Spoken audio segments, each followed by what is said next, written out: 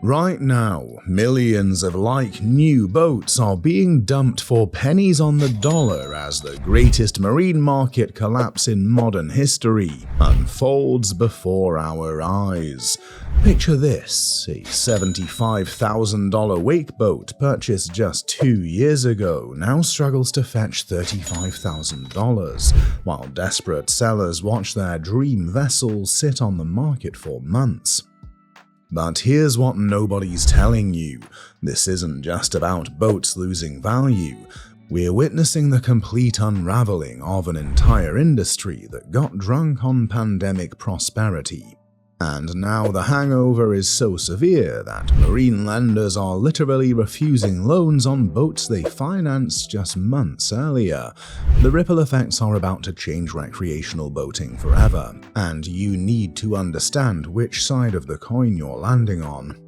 Remember 2020, while the world was falling apart, something strange happened on America's waterways.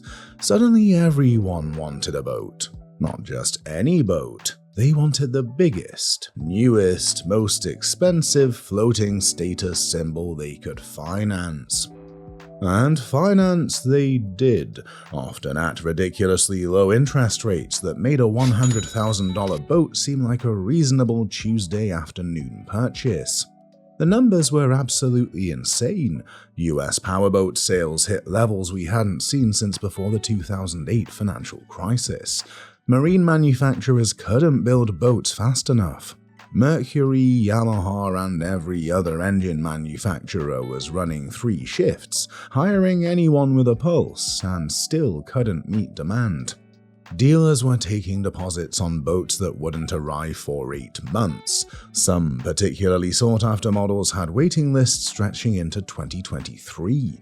Here's where it gets interesting. And by interesting, I mean catastrophically short-sighted. Manufacturers looked at these numbers and made the classic mistake that's plagued industry since the dawn of capitalism. They assumed the party would never end. Brunswick Corporation, which owns Mercury Marine, Sea Ray, and a dozen other brands, significantly expanded production capacity. Malibu Boats invested tens of millions in new facilities. Mastercraft added new assembly lines. Everyone was all in on the boat boom lasting forever. Ready for more? Before we continue on, make sure to like and subscribe for more interesting videos like this one. Fast forward to late 2024, and oh boy did reality hit like a hurricane in the Bermuda Triangle. First came inflation. Suddenly that boat payment didn't seem so manageable when groceries cost 30% more. Then interest rates shot up faster than a bass boat on a tournament morning. That sweet 3% boat loan. New buyers were looking at 8 to 12% if they could even qualify. But wait, if you think that's bad, stick around, because what I'm about to reveal about dealer floor planning will blow your mind. Some dealers are literally trapped in contracts that force them to keep ordering boats they can't sell. The real killer, though, was something nobody talks about: boat ownership reality. See, during the pandemic, everyone had this romantic vision of weekend lake trips and sunset cruises. What they got was $500 fuel bills, $2,000 service appointments, $800 monthly slip fees, and the crushing realization that they used their $60,000 investment exactly 3 times last summer. One owner in Michigan told me, and I quote, "I basically paid $20,000 per fishing trip when you factor in all the costs." Here's where things get genuinely dark, and I mean 2008 housing crisis for boats dark. Marine dealers operate on something called floor plan financing. Essentially, they borrow money to stock boats, paying interest every single day until the boat sells. When boats were flying off the lots in 2021, this system worked beautifully. Dealers would pay maybe 30 days of interest before turning a hefty profit. Now, I spoke with Sarah Martinez, who owns a dealership in Texas, name changed for obvious reasons. She's sitting on dozens of unsold boats, paying thousands per month in floor plan interest alone. The kicker: her floor plan agreement requires her to maintain certain inventory levels or face penalties. She literally cannot stop ordering boats without defaulting on her entire business loan. It's a death spiral that's forcing marine dealers across the country to close their doors at an alarming rate. The manufacturer rebate programs make this even worse. Dealers get significant rebates, sometimes 10 to 15% off wholesale price, but only if they meet volume targets. Miss your target by one boat, lose rebates on everything you sold that quarter, so dealers are forced to keep ordering, keep stocking, keep bleeding money just to avoid losing even more money. It's absolutely diabolical. Alright, so you're thinking this sounds like the perfect time to buy a boat, and you're not wrong. Sort of. The deals out there right now are legitimately insane. Let me break down what's available in each category, and trust me, some of these numbers will make your jaw drop. The bass boat market is particularly brutal right now. A typical 2023 Tracker Pro Team 195 that listed for around $38,000 new is sitting on lots for $24,000. That's a 37% haircut in less than 2 years. Even better deals exist in the private market. I found a 2022 Nitro Z20 with less than 50 hours on it, basically brand new, listed for $31,000. Original purchase price: around $52,000. The owner straight up told me he'd take $28,000 cash. The aluminium John boat segment is experiencing something even weirder. New 16-foot John boats are actually cheaper than used ones were selling for in 2021. Dealers are so desperate to move metal that they're selling new boats at a loss just to generate cash flow. One dealer in Arkansas admitted to me he's losing $400 per boat, but needs the cash to keep the lights on. This is where the real carnage is happening. These boats demand serious money to maintain, operate, and store. For example, a 2022 Grady White Canyon 336 that sold new for around $425,000 might currently be listed and not selling at $289,000. Owners are dropping prices multiple times and still can't get serious offers. Here's the thing about offshore boats that nobody tells you. The engines alone can cost $30,000, and most have 2 or 3. When Yamaha or Mercury announces new engine technology, your 3-year-old motors instantly lose 20% of their value. It's like smartphones, but with 6-figure price tags. One owner in Florida showed me maintenance records. He spent $18,000 last year just keeping his boat operational, not counting fuel, insurance, or storage. Pontoons are the minivans of the boat world, and they're depreciating like luxury cars. The pandemic pontoon boom was particularly ridiculous. People were paying $80,000 for floating living rooms. Now those same boats are worth maybe $45,000 on a good day. The tri-toon market, 3-tube pontoons, is even worse because buyers are realizing that unless you're hosting parties for 20 people, you don't need a 28-foot tri-toon with a 350 horsepower engine. What's killing pontoon values is oversaturation. Every lake in America is stuffed with barely used pontoons. One marine owner in Missouri told me he has 30 pontoons on consignment and hasn't sold one in 3 months. The ones that do sell are going for 40 to 50% below their pandemic peak prices. Oh man, the wake boat market. This is where you see grown men cry. During the pandemic, wake boats became the ultimate status symbol. Guys were financing $150,000 Centurion Re 257s like they were buying groceries. These boats have depreciated so fast that owners owe more on their loans than the boats are worth. Classic underwater loans, but literally for boats that are supposed to be above water. For instance, a 2022 Mastercraft X24 that sold for around $165,000 might now be listed at $98,000, with sellers willing to take even less. That's potentially a $75,000 loss in 3 years. The technology in these boats, touchscreen controls, GPS-controlled surf systems, 4,000-watt sound systems, become outdated faster than your iPhone. Plus, wake boats are getting restricted on more lakes due to environmental concerns about their massive wakes destroying shorelines. Here's something the boat dealers won't tell you, but I will. Marine insurance companies and lenders are becoming increasingly selective about what they'll cover and finance.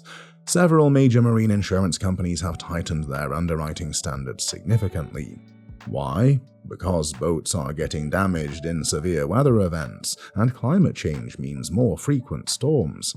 Simple math. But the financing situation is even more bonkers. Banks are now requiring much larger down payments on used boats if they'll finance them at all. The loan-to-value ratios are so unfavorable that buyers with excellent credit are getting rejected. One credit union executive told me off the record that they have an internal do not finance list of boat brands and models that have depreciated too fast. Imagine trying to sell your boat when banks literally won't lend money for that model. And here's the kicker. If you're still watching, you're about to learn why boats purchased in 2021 to 2022 might become completely unsellable by 2026. This is information the marine industry absolutely doesn't want public. Remember those manufacturers who expanded production? They're now sitting on inventory that makes cemetery plots look like a hot commodity, warehouses full of engines, hulls, and parts that nobody wants. Some manufacturers have enough inventory to continue selling for 2 years without building a single new unit, but they can't stop production entirely because of union contracts and minimum order agreements with suppliers. So they're building boats nobody wants to avoid penalties for not building boats nobody wants. It's absolutely insane. One industry insider told me that a major manufacturer, I can't name them for legal reasons, is literally crushing brand new boats because storage costs more than the scrap value. Banks and credit unions are repossessing boats at rates not seen since 2009, but here's the problem. They can't sell them. Auction houses are backed up for months. When boats do go to auction, they're selling for a fraction of loan value. Banks are eating massive losses. Repo agents report retrieving significantly more boats per week than just a few years ago. What used to be a couple boats weekly has turned into daily pickups in some areas. The lots where they store repossessed boats look like marine graveyards. Beautiful boats, many with less than 100 hours on them, just sitting there deteriorating because nobody can afford to buy them even at fire sale prices. With all these cheap boats flooding the market, you'd think it would be buyer heaven. Wrong. The market is now infested with scammers, flippers, and grey market dealers. Stolen boats are being sold with fake titles. Flood-damaged boats from hurricanes are being cleaned up and sold as like new.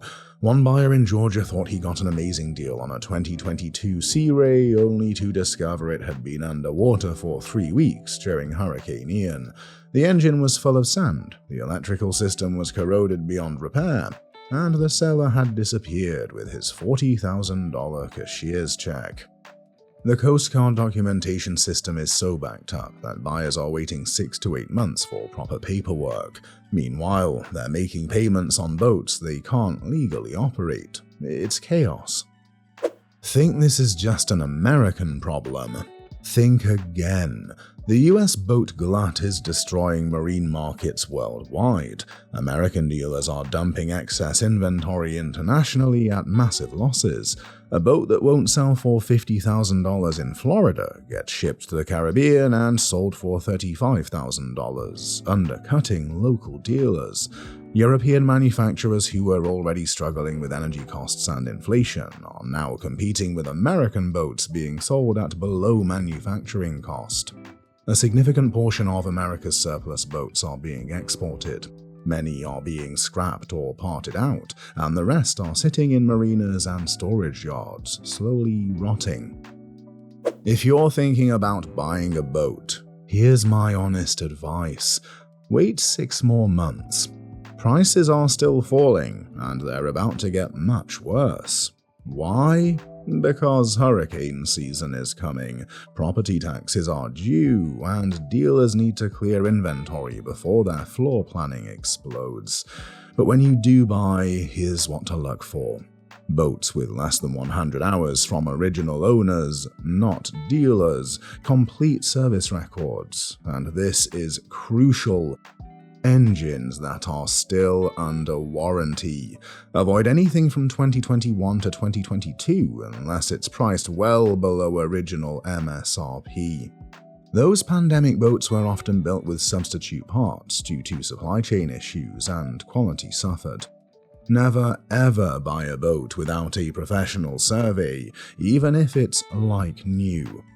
I've seen 2-year-old boats with serious structural issues from manufacturing defects, and whatever you do, don't finance for more than 4 years.